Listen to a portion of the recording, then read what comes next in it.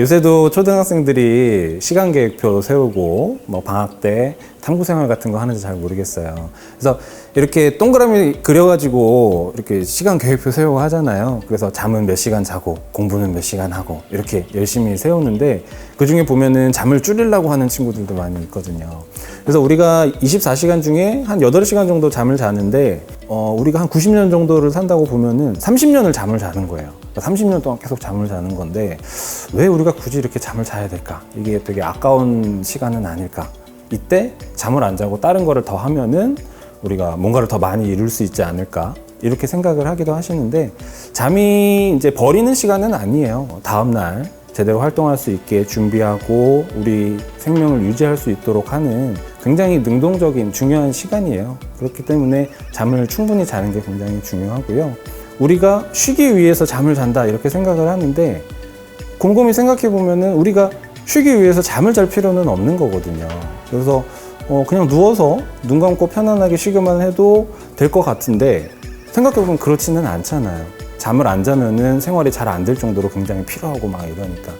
그래서 수면을 연구하시는 분들한테는 이런 그 의문이 되게 중요한 질문이에요. 왜 우리가 잠을 자야 되지? 근데 이제 그거에 대해서 정확하게 어떤 답이 아직까지 밝혀진 거는 없어요.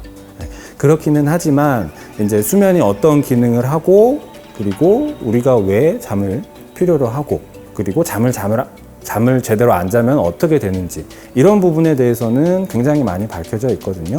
대표적인 기능은 회복 기능이죠. 이게 전날에 받았던 육체적인 피로라든지 정신적인 스트레스 이런 것들을 회복하는 시간이 수면 시간인데 특히 이제 중추신경계의 회복 작용이 많이 일어나고 이제 몸의 균형도 맞춰주는 그런 일들이 잘 때 일어나기 때문에 굉장히 잠이 중요하다고 할 수가 있어요. 기억에도 잠이 굉장히 많이 관여를 해요.